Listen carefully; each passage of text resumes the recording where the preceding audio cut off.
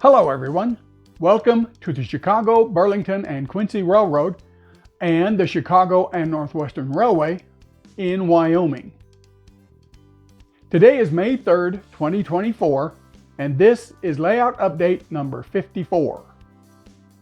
I'm Mark Pruitt, rip track foreman, and since the layout doesn't have a rip track, that's a pretty easy job. Kind of like most government jobs, huh? April was the month of staging. Over 95% of my hobby time was spent building most of the staging yard, with just a tiny bit left over for work on locomotives and Powell. At the end of the month, I found I'd made a gross miscalculation on the east lead to the staging yard, meaning I had to take a step back and figure out a new approach for the east lead. Off we go! I provided an overview of the staging yard plan in last month's update video. All I had done when I posted that update was purchase the plywood I needed for the yard.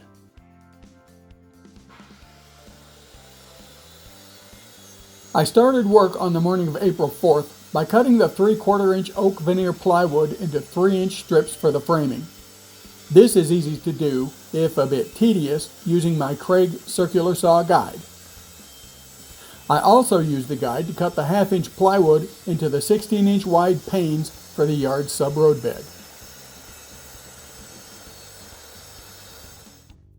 After a couple hours of generating sawdust, all the major cutting was done. I was ready to start assembling the 4 modules that will hold the yard. The basic design of the modules is 2 stringers running lengthwise along the edges of each section, with 2 end caps and 1 or 2 lateral cross braces in between. After getting all the panels and stringers cut to size, I began assembling the panels. It's still the 4th. Since I don't trust screws into plywood end grain, I smeared a generous coating of wood glue onto the stringer edge and clamped it to the panel while the glue dried. Next, I cut the end caps and cross bracing to length from stringers. For that, I used a chop saw to make sure I had square ends. Like the stringers, these were edge glued to the panel, then 2x4s were glued in the corners and screws added. In this shot, I was in the middle of installing the 2x4 corner reinforcements. After letting the glue cure overnight, I removed all the clamps and flipped the panel over. This is the west panel.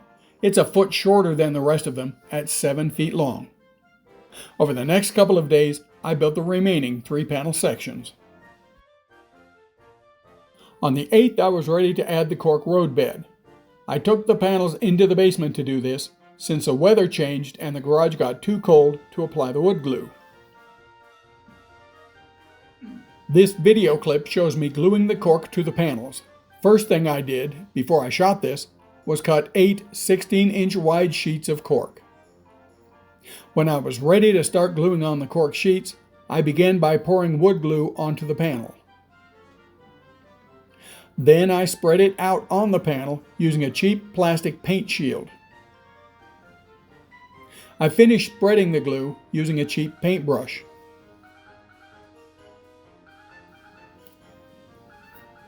Then I laid the cork sheets in place on the panels.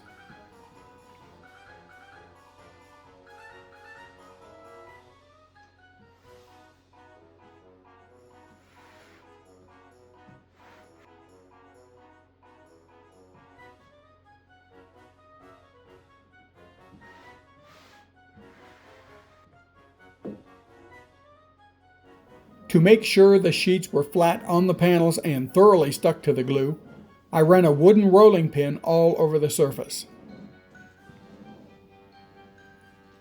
Then I laid wax paper over the cork and laid another panel on top to act as a weight while the glue dried. The wax paper was there to make sure that any glue that bled through the somewhat porous cork wouldn't glue the 2 panels together. I left everything overnight to make sure the glue was dry. After I removed the weight panel, all that remained was to trim the cork around the edges. By the 12th, the weather outside had improved and all the panels were completed. Now it was time to assemble them. For this, it was back to the garage and to the driveway in front. Each panel would be connected to the next using 3-foot splice plates, one attached to each side of the panels. Here you can see the 2 splice plates attached to the west end panel. Each panel and the splice plates were clearly marked, so I would remember how they all went together. Once I had them all assembled in the driveway, I would have to disassemble them again to get them back in the basement, then reassemble them there later. I got the west end panel and the adjacent one connected, but quickly realized I didn't have room in the garage to complete the assembly. So I moved them out onto the driveway to complete the job. This yard is 31 feet long, and the driveway is the only place wide and flat enough to hold the whole thing. I'm glad I have a 3-car garage. With the entire yard's benchwork assembled, I marked track center lines with a chalk line. Turns out that chalk lines don't really work well over 31 feet. Who knew? So I marked the through track location with a Sharpie using a 6-foot steel ruler, measuring from the edges of the panels to find its location. Then I marked the center lines of each of the tracks off that at the ends of each panel. I disconnected all the panels and left all but the west end panel in the garage. I took the west end panel into the basement and on the 13th began building the yard. But let's take a break from the staging yard for a minute or two. If you recall, I mentioned in the last update that I picked up a couple of BLI Blueline Mikados from the folks in Sheridan. While I was waiting for glue to dry on the staging yard benchwork, I did some work on the Mikados. First, I opened up the tenders. This is what's inside. At the bottom are dual speakers for the sound. This entire board above the speakers is the sound system. This 8-pin plug is the connection for the mobile decoder. When I tried to run the locomotives, they moved just fine under control of the mobile decoders, but I wasn't getting any sound. Closer inspection showed me why.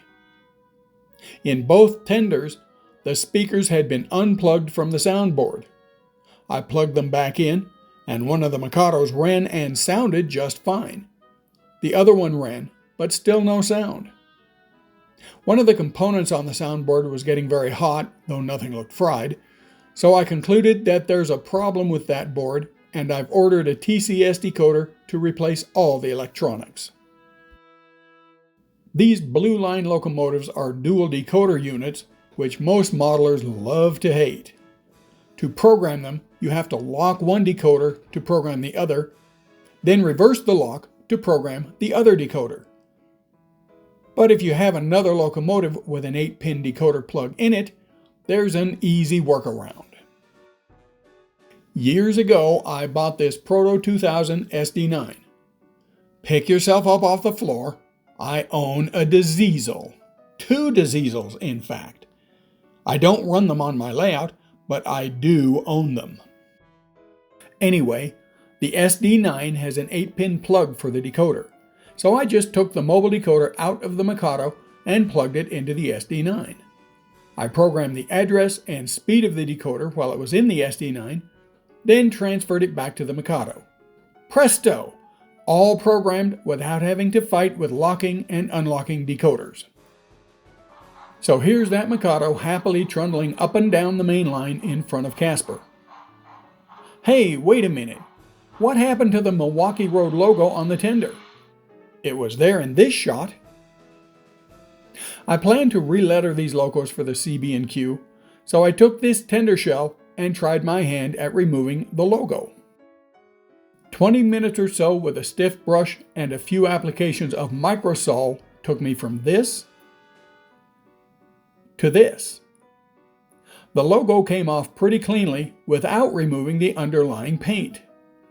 The stiff brush did dull the surface a bit, but with the new Burlington logo in place and a proper weathering job, I doubt that will even be visible. And that's enough of a break. Let's get back to the staging yard. As I said, On the 13th, I started building the west end yard throat. That went pretty well. After a few hours' work, I added the first section of flex track.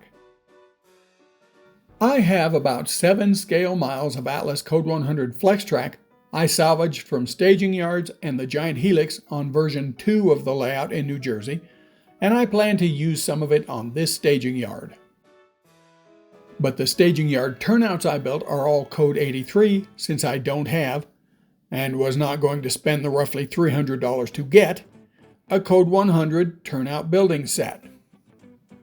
Generally, I don't have any trouble getting a smooth joint between rail of different sizes. It just takes a bit of careful work with a rail joiner and a soldering iron. Anyone can do it. But this joint was a real pain. I got it done, but I couldn't figure out why it had been so difficult. Then I realized. I had attached the turnouts directly to the roadbed using small nails through the PC board ties. The PC board ties are thinner than the usual ties. So I had to adjust the height of the rail heads of the turnouts to match the flex track. Usually I use either Fast Track's tie strips or, more recently, my own 3D printed tie strips under turnouts. But I hadn't planned on using anything at all under the staging turnouts since they're hidden. Change of plans for the first time this month. It wouldn't be the last. These are what the Fast Track's tie strips, what they call quick sticks, look like before you install them. The ties are laser cut out of thin plywood. The sides act as support for the ties until they're installed on the turnout.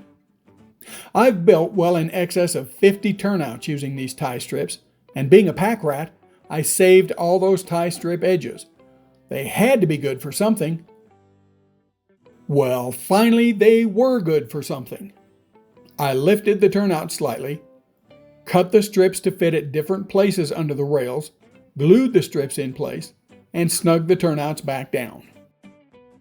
After that, construction went very quickly. By the 17th, all the track on the west end panel was laid. Then came occupancy detectors, track feeders, and tortoises. First, I added barrier strips along the front edge of the panel for all the connections I would need. The first wiring I did was the track feeders because they were also the easiest. Once those were in, I clipped alligator leads from the layout to the track power connection on the panel and checked for power. It's hard to see, but the meter indicates 13.6 volts on the track. Next came occupancy detection. This is accomplished using a product Micromark used to sell called ear dots, infrared detectors of trains. These were also salvaged from version 2 of the layout. Basically, you mount them under the track bed with the 2 long black things protruding between ties through a slot you cut through the roadbed. One of the black things is an infrared LED that shines straight up.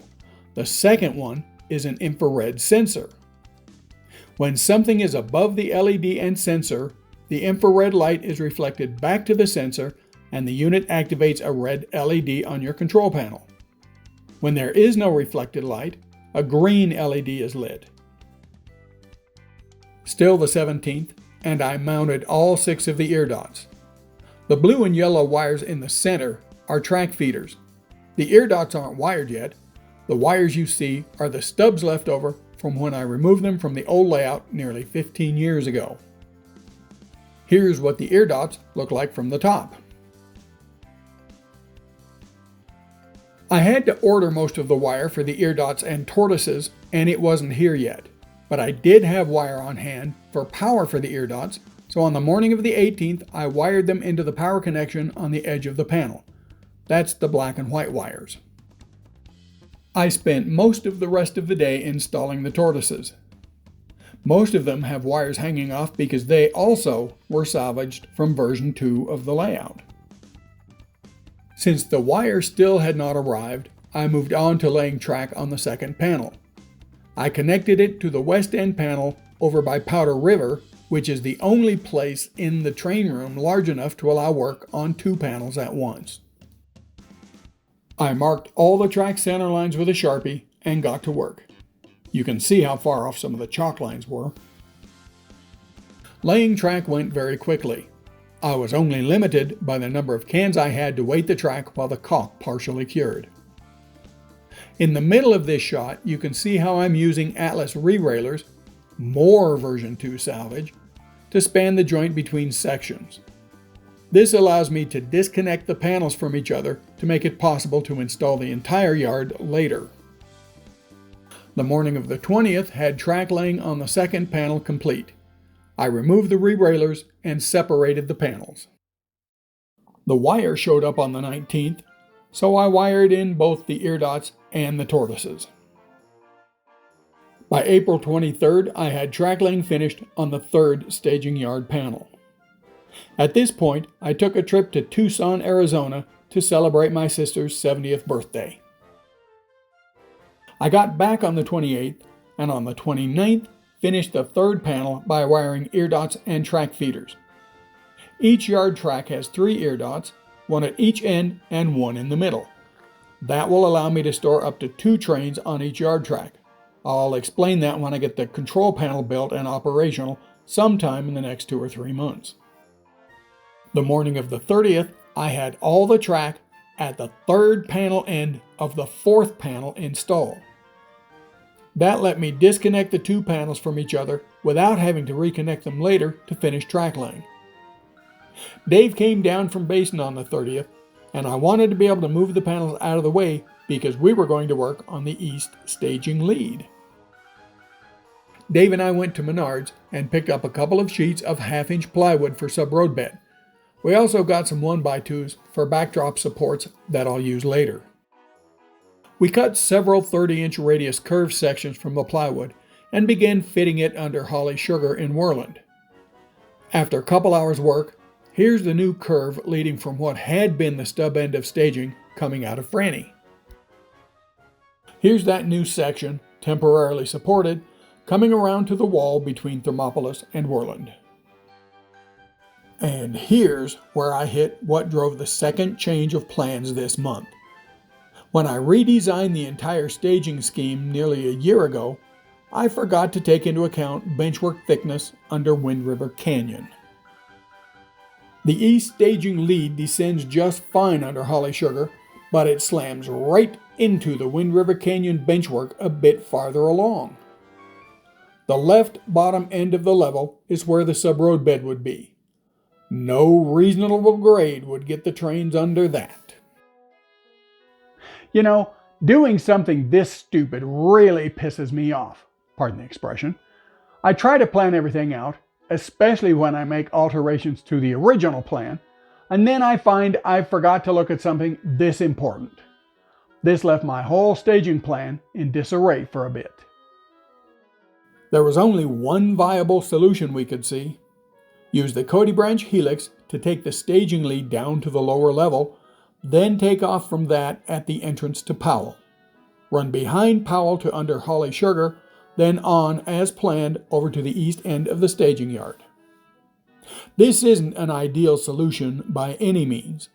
The grade in the helix means trains heading up onto the layout from east staging are limited to about 16 cars behind Mikado, rather than the 20 cars that had been planned. Still, it was the only alternative. On May 1st, I fit the new turnout at the far east end of Powell, right at the exit from the helix. This will be very hard to scenic, but one thing at a time. By a happy coincidence, the supports I installed for Worland when I was making room for Powell provided a clear path for the new east staging lead sub-road bed, part way. Further down, things didn't look so easy. I would need to revise some risers to clear a path through this area. So that's what I did. I supported some of the Cody Branch tracks off Basin and Worland risers and cut away the now unneeded risers. I also trimmed the sides of a few risers to gain clearance. As of yesterday, I have the new sub-road bed in place to take the staging lead all the way to below Holly Sugar, where the congested benchwork clears out. From there, it should be a relatively simple matter to run the line all the way to the staging yard. I hope. I also said something about work on Powell this month. When Dave was here on the 30th, we added this final piece of sub-road bed for the west end of Powell. That was the sum total of work on Powell. And there we are. The staging yard is nearly complete. I just need to build the east end yard throat and install the tortoises and ear dots. I'll get the track in behind Powell first, then finish the yard throat. I don't know if I'll get to anything else this month. Staging is still the priority. I think I'll get all the track work in for that, but completing the control panel and getting everything working will probably take me well into June, assuming I don't find out I did something else stupid. Don't forget the Cronkite segment right after this. Thanks for watching, everyone. Stay healthy, stay safe, and I'll see you next month. After my first year of college, I left model railroading behind for most of a decade. I was focusing on school, then the first years of work. In 1985, I began model railroading in earnest again, this time out in Lompoc, California. I was working on the Space Shuttle program on temporary loan to Vandenberg Air Force Base. This is where the basic concept of the CB&Q in Wyoming first took shape. Large staging yards would provide a way for trains to come onto and off of the model parts of the layout through a connection. Sound familiar? The railroad of choice at the time was the Great Northern, and nearly everything was diesel. This layout filled about 2/3 of a two-car garage. Over the year, construction progressed until late in the year. The layout was dismantled when I returned, very briefly, to Florida. The next major layout effort would begin in 1987 in Kent, Washington. And that's the way it was, 1985.